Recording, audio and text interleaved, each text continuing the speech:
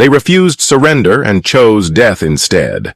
And for us, that was the constant reality of every single day we spent on Saipan. The nightmare that still clings to me began at 4 in the morning on July 7th, 1944, when a terrible chorus of screams cut through the darkness, a sound so fierce and desperate that even 79 years later it haunts my sleep. 3,000 Japanese soldiers surged forward that morning, many of them already wounded, some hardly able to remain on their feet. Yet still charging with bayonets fixed across the cane fields of northern Saipan, they had no illusions about survival. They came knowing they would fall, but determined to drag as many of us down with them as possible. I was then Private First Class, Tommy McKenna, serving with the 27th Infantry Division, and I was about to be caught in the largest Banzai charge of the Pacific War. But before that day arrived, there was the long road that brought us to that moment, the struggle of 67,000 Americans against an island the Japanese swore to defend until the very last breath, a fight that would mark the slow decline of their empire. 3 weeks earlier, on June 15th, 1944. I stood in the well deck of the USS Leonard Wood as the gray light of dawn revealed the island of Saipan slowly taking shape on the horizon. The transport ship rocked gently in the swells, and around us spread a sight unlike anything I had ever seen, more than 800 vessels blanketing the Pacific. Horizon in every direction. Battleships, cruisers, destroyers, aircraft carriers, transports, landing craft, every kind of ship imaginable forming a sea of steel. Operation Forager was about to unfold. Corporal Danny Rodriguez, my squad leader, spat a stream of tobacco juice over the rail and muttered, "Looks peaceful enough." Danny, a battle-hardened veteran of Guadalcanal and Bougainville, had a way of sounding calm even when things were at their worst, and sometimes that calmness settled the rest of us. "That's what worries me," I told him as I tugged at the straps of my heavy pack inside. I had crammed 3 days of K rations, extra clips for my M1 Garand, and a letter from Mary. My girl back in Pittsburgh. The paper was already soft and worn, from traveling through 3 campaigns, but I could never let it go. From offshore, the island appeared small, 15 miles long and 5 wide, all covered in thick green jungle and cane fields, with a mountain rising at its southern tip. But beneath that quiet beauty lay a fortress. Our intelligence estimated 30,000 defenders commanded by Lieutenant General Yoshitsugu Saito. Men who had been given 2 full years to dig tunnels, carve out caves, and build hidden positions. Lieutenant Morrison, our young officer, barely 22, yet already proven in the Marshall Islands, gathered us together. "The Navy has been blasting this island for 3 days, he said, "but do not expect this to be easy. Every ridge, every hut, every cave has been turned into a stronghold. They will not give up an inch." He was not exaggerating. For 3 days, Admiral Raymond Spruance's Task Force 58 had unleashed the heaviest bombardment in Pacific history. 14 battleships, including Iowa and New Jersey, had hurled more than 165,000 shells at the island carrier aircraft, flew thousands of missions, dropping bombs and napalm across suspected positions. Yet we all knew the Japanese were experts at surviving these storms, hidden deep underground, waiting for us to come ashore. At 6 in the morning, the cargo nets dropped, and I climbed down into a Higgins boat with 30 others, my rifle across my back, my stomach rolling from nerves and diesel fumes. Engines roared, and our craft joined the endless lines of landing boats stretching across the sea. "Remember this," Danny shouted above the noise. "This island is only 1,200 miles from Tokyo. If we take it, our B-29s can strike the Japanese mainland. They will fight us with everything they have." What none of us knew then was that Emperor Hirohito had personally told the Saipan garrison the fate of the empire rests upon this battle. As we neared the shore, a wide band of white sand, lined with cane fields and hills, came into view. Too quiet, far too quiet. Then suddenly the silence ended. The sea erupted, a shell exploded 50 yards to our left, drenching half the boat. Japanese artillery concealed in the hills had found us, and soon more rounds fell, bracketing. The approach with deadly precision, a landing craft 2 boats away vanished in an instant, obliterated by a direct hit. Men and wreckage blown across the water, flames spread across the surface, and I saw survivors thrashing in burning fuel. Our coxswain tried to steer toward them, but Lieutenant Morrison grabbed his arm. "Stay on course. Destroyers will rescue them. We cannot stop." The beach drew closer, and now the flashes of machine guns, mortars, and rifles flickered from the tree line. The Japanese had held their fire until we were committed, conserving their strength while the Navy wasted ammunition on empty jungle. 30 seconds, the coxswain yelled. I pulled back the bolt on my rifle, chambering a round around me. Men adjusted, helmets checked, magazines tightened, straps, everyone trying to look calm, though fear showed plain in their eyes as it did in mine. The craft slammed into the sand with a grinding shudder, the ramp dropped, and we stormed forward, splashing through knee-deep surf bullets, tore into the water around us, spitting spray and ricocheting off rocks. A machine gun hidden in a concrete pillbox swept the beach, mowing down Marines. Private Johnson, who had been right beside me, collapsed suddenly, face down in the water, a crimson cloud spreading around him. He was gone. Instantly. There was no stopping, no helping. The only chance was to keep running. I dove behind a low seawall, gasping for air. Danny Rodriguez dropped beside me moments later, then more men scrambled in, though. Not all 4 of ours had already fallen in the opening half-minute. "We have to take that bunker," Danny shouted, pointing toward the gun nest that was still cutting down men. "McKenna, you and Williams move left. We will cover you." I nodded and started, crawling through the hot sand with Private Williams, a quiet farm boy from Iowa, known for his skill with a rifle. Bullets snapped overhead. But we pressed forward inch by inch until we found a spot with a clear angle. "Do you see it?"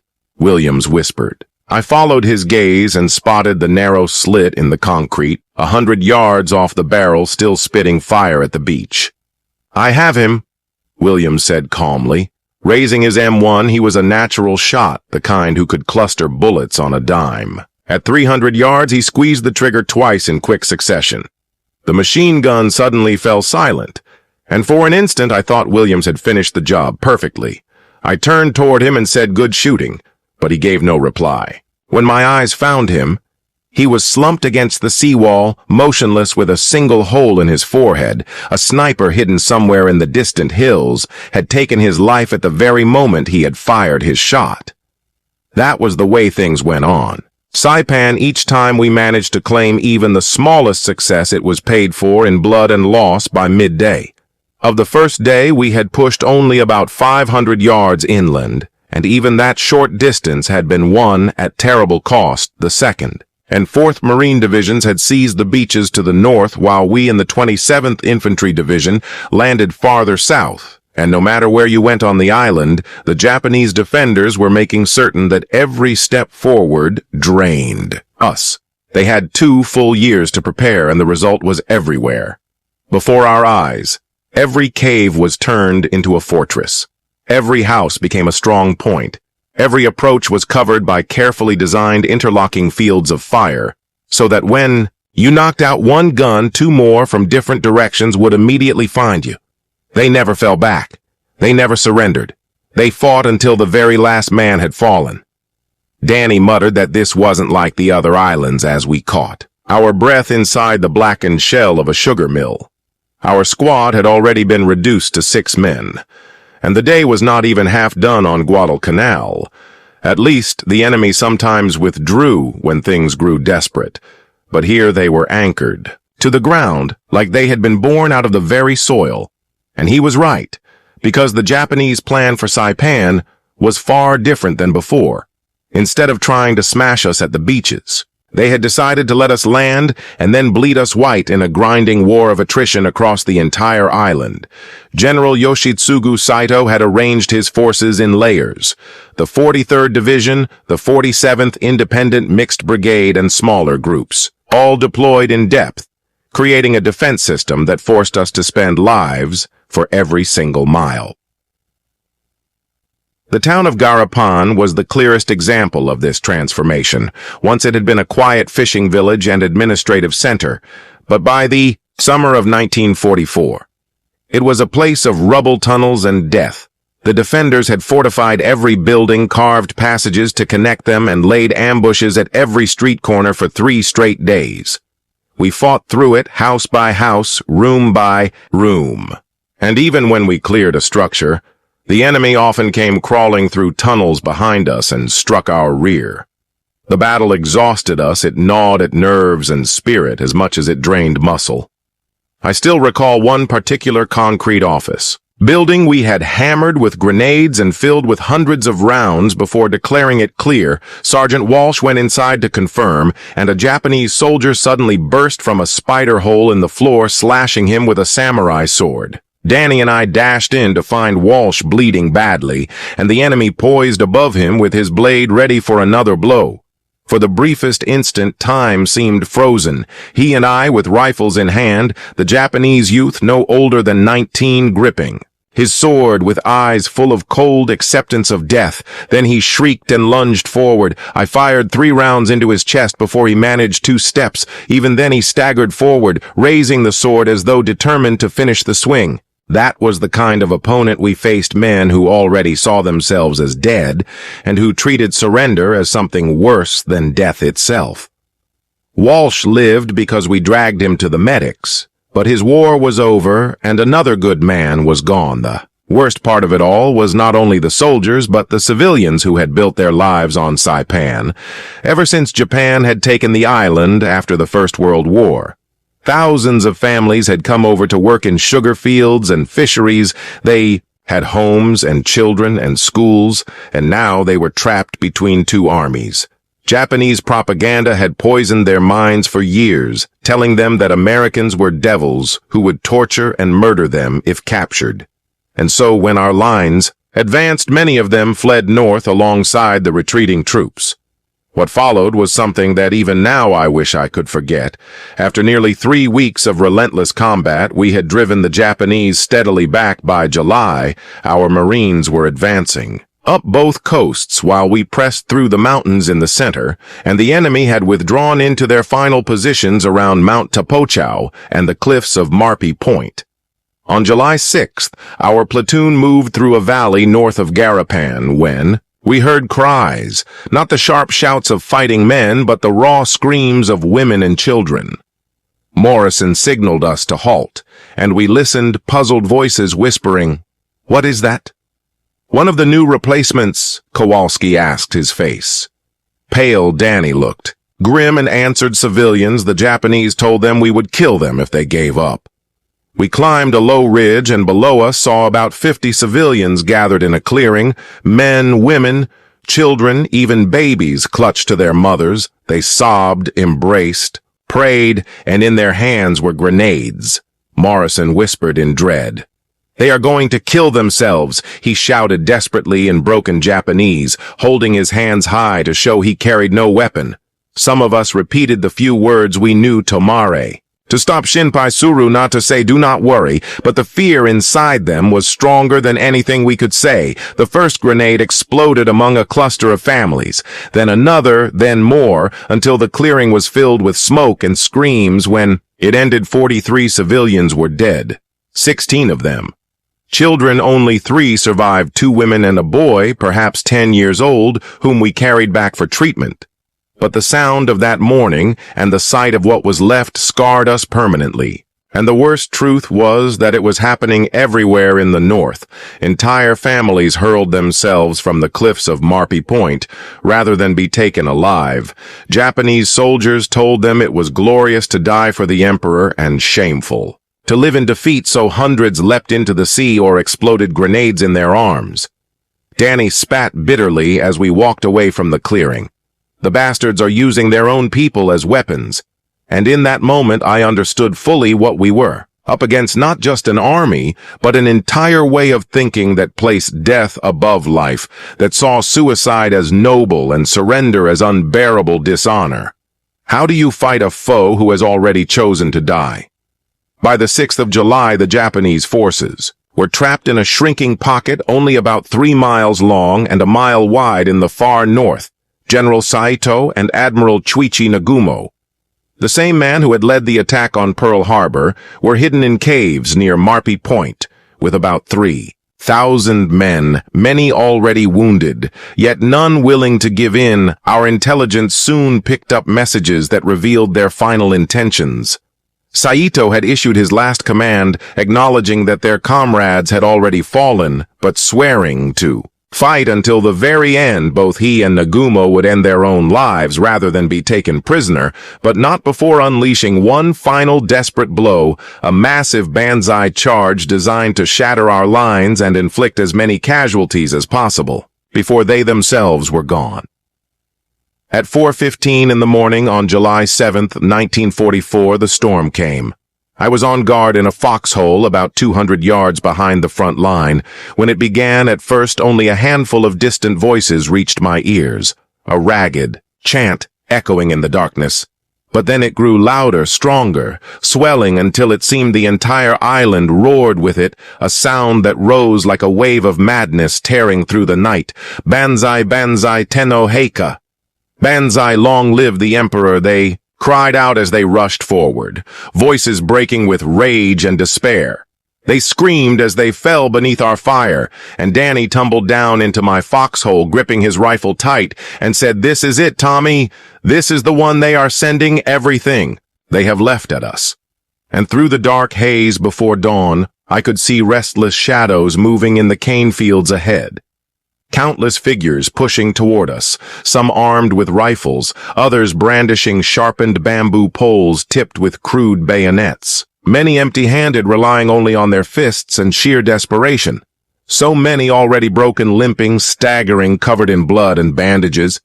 And yet they kept advancing because their leaders told them their final duty was to die for their emperor. And in the front lines strode their officers, swords gleaming high above their heads, shouting commands in fierce voices, summoning their men onward behind them. Stumbled the infantry, the sick, the wounded, the supply troops, even Navy men who could barely stand, all ordered forward alongside civilians who had been forced to carry sharpened sticks and told to hurl themselves against us. Nearly 3,000 men marching into certain death, but still determined to drag down as many of us as they could. The first crushing wave crashed against the 105th Infantry. About 300 yards to our left, muzzle flashes tore through the darkness. Rifle fire shrieked, and the cries of wounded men filled the air as the enemy swarmed over the trenches. Some of our boys bolted in terror, faced with that nightmare tide, but most gritted their teeth, held their ground, and fired back. "Here they come!"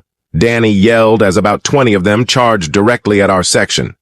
The light of dawn was starting to spread enough to show their gaunt faces, their uniforms ripped, their bodies wrapped in bloody cloth, but their eyes fierce with obsession. Their officer raised his sword and shouted in his language, and I lifted my M1 Garand, squeezed the trigger, and felt the kick as the man spun to the ground, his sword flying away. Yet his men never slowed.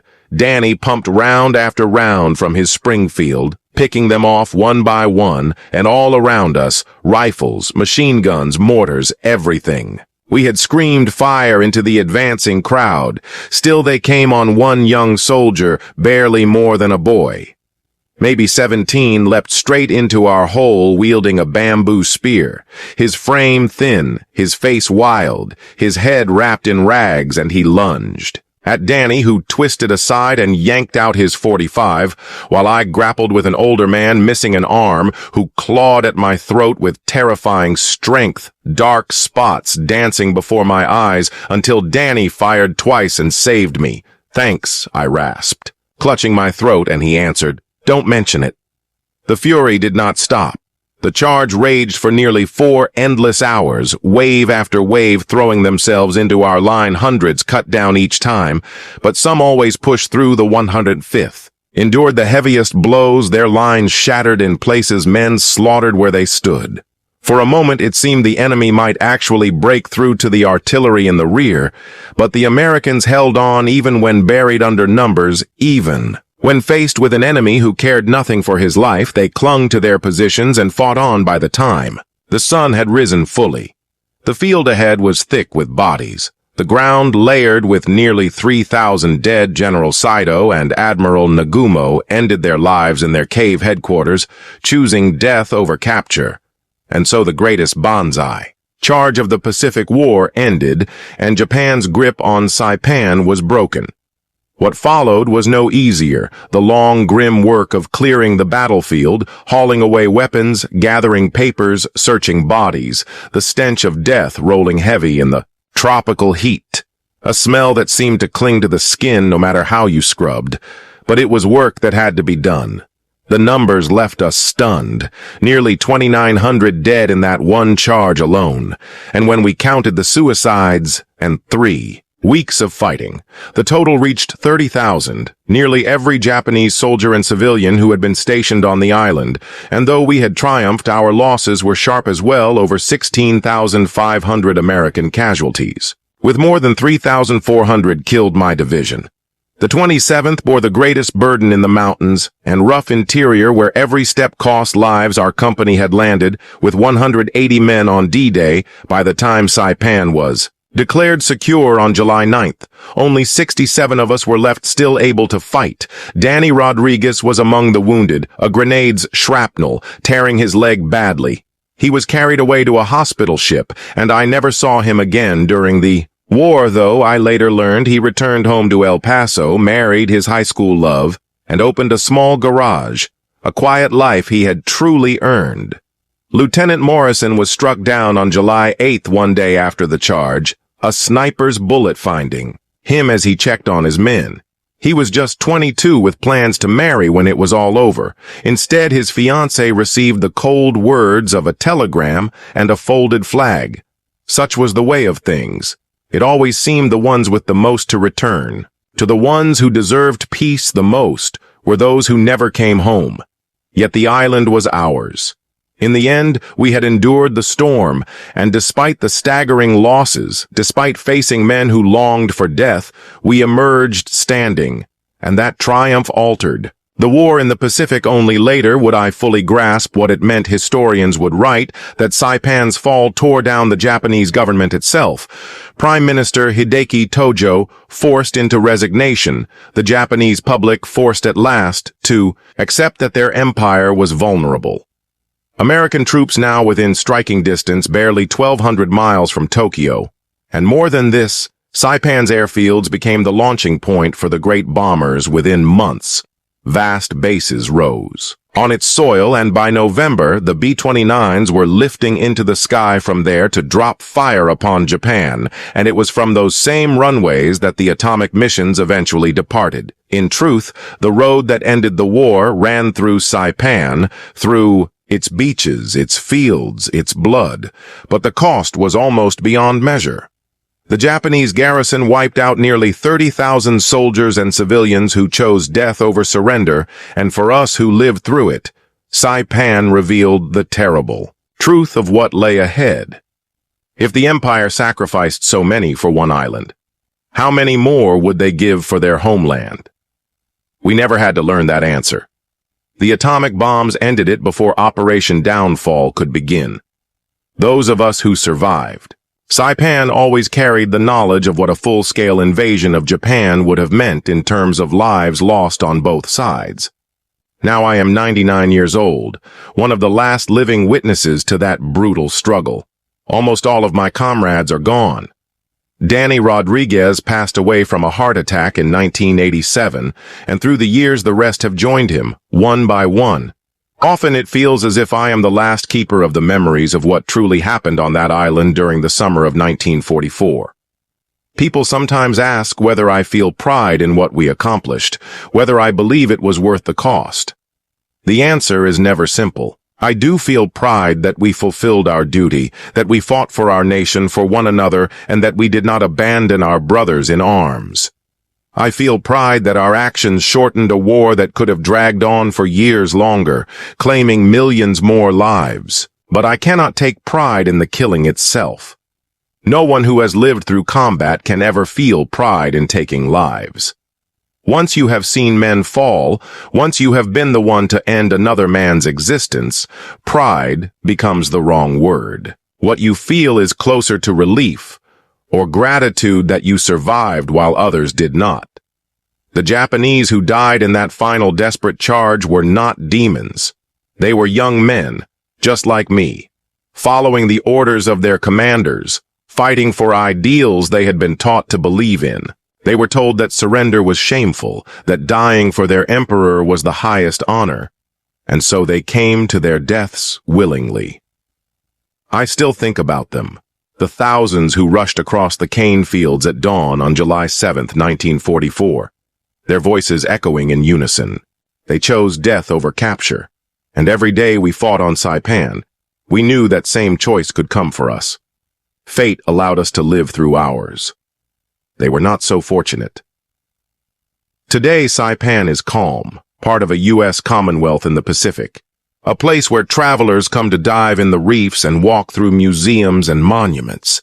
There are memorials honoring both Americans and Japanese, and each year a few aging veterans return to pay their respects.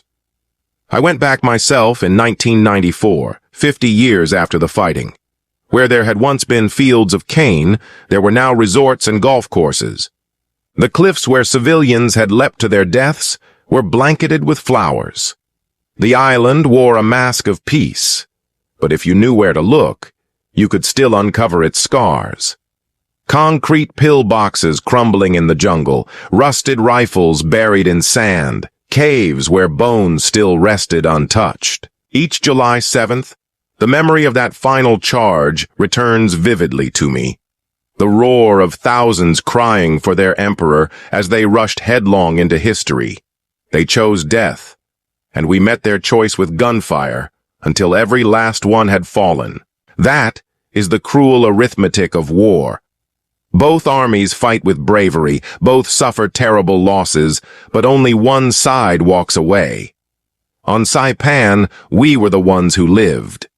Yet 3,426 of our brothers did not, left beneath white markers overlooking the ocean. They had chosen to stand for freedom and for the values our country cherished, and that choice cost them their lives. I think about them constantly. Danny Rodriguez limping away from the battle only to later pass in peace. Lieutenant Morrison, struck down by a sniper days before he might have gone home to his fiancée, Private Williams, whose accuracy with a rifle amazed us all, and countless others who fell so far from home. They should have lived to know love, to raise families, to grow old with laughter and peace. But instead, their bodies lie beneath crosses on an island most of our countrymen would never even recognize on a map. Their sacrifice, though, was not wasted. The blood spilled at Saipan delivered a victory that shifted the war. From the airstrips we built there, B-29s rose to strike Japan itself, forcing the empire closer to surrender. Historians estimate that had Operation Downfall, the invasion of Japan, gone forward, tens of millions could have died. Instead, the conflict ended with 2 atomic blasts and Japan's surrender. Those of us who endured Saipan know that, as horrific as our victory was, it likely prevented far greater losses. That is the legacy of Saipan, a triumph so costly that it ended the war. Japan lost 30,000 soldiers and civilians in that battle alone. We Americans paid with more than 16,000 casualties of our own. But once Saipan fell, the fate of the Japanese Empire was sealed. The sun that had risen in the east was beginning to sink. We had not been born as warriors. We were farmhands from the Midwest, machinists from industrial cities, clerks from small towns, ordinary kids who picked up rifles because our country asked us to. When it was time, we answered. In the fire of battle, we did not abandon one another. That is where pride is found, not in the act of killing, but in the loyalty we showed and the cause we carried. The boys who died on Saipan would recognize that. They would know their blood helped secure victory and shape the world that followed. They gave themselves for something far larger than their own lives, and that choice changed everything. Now I am among the last to carry their memory, to speak of their courage, their loss, and the unforgiving price of war. When my voice falls, silent their names will endure carved into stone, but their stories risk fading away. So I tell them once more. The tale of American boys who fought on Saipan, of Japanese soldiers who ran into death without hesitation, of a battle that bent the course of history. It was a summer where Japan lost 30,000, where America lost thousands too, and where some of us survived only by the strength of our brothers and